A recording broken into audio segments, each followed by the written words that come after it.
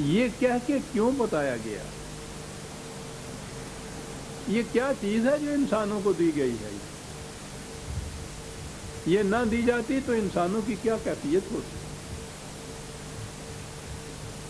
یہ بڑی اہم چیز ہے سمجھنے کی۔ اسی سے پتہ چلتا ہے کہ وحی کی اہمیت کیا ہے، اور یہ جو خدا نے انسانوں کو وحی دی ہے، واقعی یہ کتنا بڑا انعام ہے اس کی طرف سے، یوں کہہ لیجئے اتنا بڑا عطیہ ہے اس کی طرف سے، اور جس کی کوئی قیمت ہی نہیں لگائی جا سکتی، اور یہ بلا مزد و معاوضہ بلا مشقت ملا ہے۔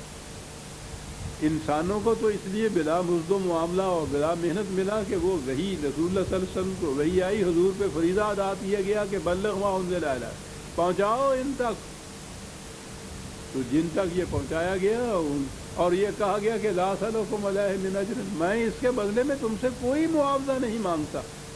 تو نوع انسانی کو تو بلا مزد و معاوضہ ملا، رسول کو بھی وہی جو ملی ہے اس میں اس کے اپنے کسب و ہنر کا کوئی دخل نہیں تھا۔ وہ تو کہا ہے کہ رسول کو ایک دن پہلے بھی پتہ نہیں تھا کہ مجھے یہ وحی ملنے والی ہے، یہ اس کی اپنی کوششوں اور کاوشوں کا نتیجہ نہیں تھا، یہ خدا کی طرف سے وہبی طور پر جسے کہتے ہیں یہ ملی، بلا کسی قسم کی نبی کی اپنی کوشش یا کاوش کے۔ یہ خصوصیت ہے وحی کے علم کی کہ خدا سے وہ براہ راست نبی کو ملتا تھا، اور اس میں نبی کی اپنی فکر، اپنے شعور، اپنے عقل، علم، کوشش، محنت کا کوئی دخل نہیں ہوتا تھا۔ یہ تنزیل ہوتی تھی خدا کی طرف سے، آبجیکٹیولی یہ چیز مل جاتی تھی نبی کو، اس میں سبجیکٹو اس کا اپنا کوئی دخل نہیں ہوتا تھا۔ تو جب نبی کی یہ صورت تھی کہ اس میں اس کی کاوش اور محنت اور فکر تک کا بھی دخل نہیں تھا وحی کے اندر، تو نبی کو بھی یہ ملی تو یہ بطور من کے ہی ملی، جیسے کہا گیا عطیہ کے طور پہ ملی، بلا کاوش اور محنت کے ملی۔ اور نبی نے جب یہ دوسرے انسانوں تک اسے پہنچایا تو ان انسانوں کو بھی یہ عطیہ کے طور پر ملی، بلا محنت اور کاوش کے ملی۔ یہ وجہ ہے جو اسے بار بار خدا نے یہ من کہہ کے پکارا ہے، اس کو جو دیا گیا کہ اس میں یہ عطیہ ایسا ہے جس میں کسی کی محنت اور کاوش کا کوئی دخل نہیں۔ بہرحال چیز کیا ہے جو اتنی بڑی اہم ہے جو انسانوں کو دی گئی، اور جس کے متعلق بار بار ان سے کہا گیا، اپنے الفاظ میں اگر ہم چاہیں تو کہیے کہ کہا گیا کہ اتنا بڑا احسان ہے نوع انسانی پر، کسی خاص گروہ کی بات نہیں ہو رہی عزیزان ایمان، اسے سوچ لیجئے گا، وحی کا ملنا نوع انسانی پر خدا کا بہت بڑا انعام ہے، بہت بڑا عطیہ ہے۔ کیسے یہ عطیہ ہے؟ کیوں یہ اتنا بڑا انعام؟ بڑی اہم چیز ہے جو سوچنے کی ہے۔ انسان ہے کیا؟ زندگی اپنے ارتقائی مراحل طے کرتی ہوئی آگے بڑھتی گئی، اس کی آخری کڑی حیوانات کی تھی، حیوانات سے آگے بڑھا، انسان کے پیکر میں یہ نمودار ہوئی۔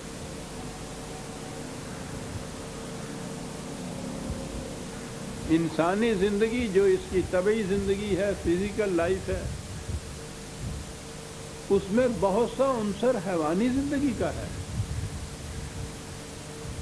وہ ایسا ہے کہ دونوں میں امتیاز ہی نہیں ہے۔ جس انداز سے حیوان زندہ رہتا ہے اسی انداز سے انسان زندہ رہتا ہے، کھانے سے، پینے سے، سانس لینے سے، سونے سے، یہی چیزیں ہیں نا، اسی سے انسان زندہ رہتا ہے، اسی سے حیوان زندہ رہتا ہے۔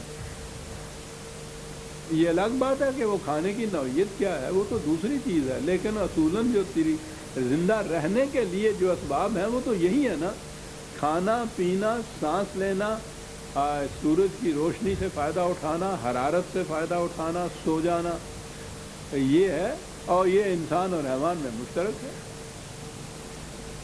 وہ عام طور پہ جو یہ محققین ہیں ان علوم کے، انہوں نے کہا کہ بنیادی طور پر 3 چیزیں ہیں ایسی حیوان اور انسان میں مشترک، یا انسان جو آگے بڑھا ہے تو یہ حیوانی زندگی جو پچھلی اس کی تھی اس سے یہ 3 چیزیں اپنے ساتھ لے کر آیا ہے: سیلف پریزرویشن، تحفظ خیش، اپنے آپ کو محفوظ رکھنا، اپنی زندگی کو، جان کو محفوظ رکھنا۔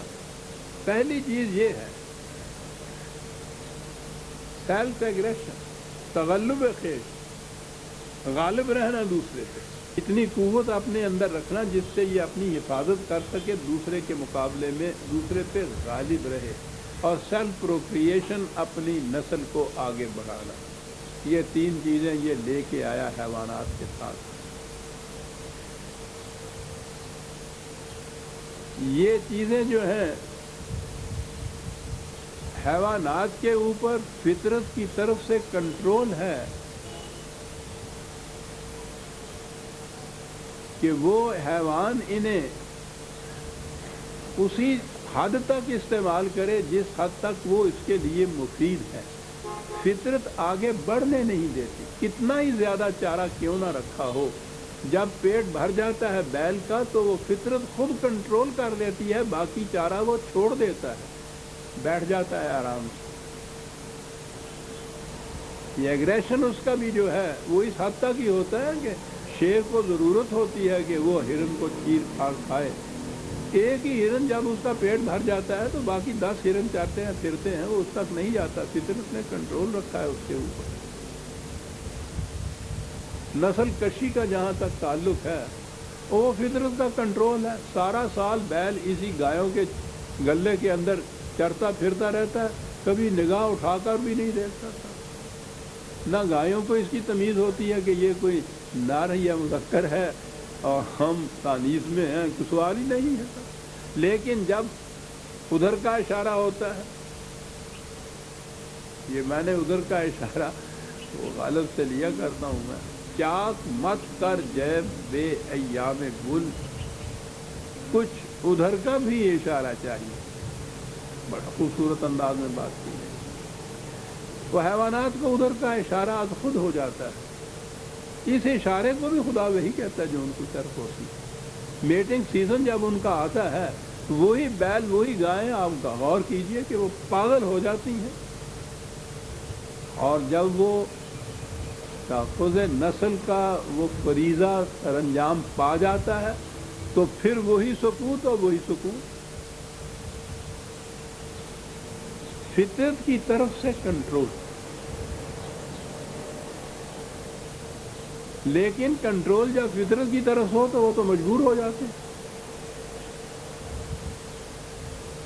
بکری اگر گوشت نہیں کھاتی تو اس کی کوئی کاریگری نہیں ہے، یہ ہنر مندی نہیں ہے، کوئی تقوی اور پرہیزگاری نہیں ہے، وہ فطرت کے مجبور ہے وہ کہ وہ صرف سبزی کھائے، گوشت نہ کھائے۔ شیر اگر گوشت کھاتا ہے سبزی کی طرف نہیں آتا تو وہ درندہ نہیں کہلاتا، اس کو پھانسی نہیں دے دی جاتی، وہ مجبور ہے اس کے اوپر۔ فطرت نے کنٹرول اپنا رکھا تو مجبور کر دیا حیوانات۔ انسان کی پیکر میں زندگی آئی تو ایک خصوصیت یہ ہوئی کہ اسے صاحب اختیار بنا دیا، جی چاہے تو یہ کرے، جی چاہے تو وہ کرے، کنٹرول فطرت نے اٹھا لیا۔ اب غور کیجئے کہ وہ تقاضے تو حیوانات کے ہوں، کنٹرول فطرت کی طرف سے اٹھ چکا ہو، یہ ہوں صاحب اختیار و ارادہ، اور یہ کوئی ایک ایک غار میں یا پہاڑ کی چوٹی پہ بیٹھا ہوا نہ ہو، رہیں یہ مدنی طبع ہے، رہے یہ آپس میں مل جل کر، اور ہر فرد صاحب اختیار ہو، ہر فرد اپنے لیے سیلف پریزرویشن کے لیے سامان اور ذرائع، اور بیل کی طرح نہیں کہ پیٹ بھر گیا تو ختم کیا، الہاکم التکاثر حتی زرتم المقابر، اس کی ہوس کا کوئی ٹھکانہ ہی نہیں، چلا ہوا ہے۔ اب ہر فرد، کروڑوں میں سے ہر فرد اندر کا تقاضا یہ ہے کہ زیادہ سے زیادہ میں حاصل کروں، صاحب اختیار ہے، اب یہ ڈیوائس کرتا ہے، مینز جسے آپ کہتے ہیں، عجیب عجیب طریقے اختیار کرتا ہے، پھر وہ حیوان تو طریقہ ہی کوئی نہیں اختیار کر سکتا۔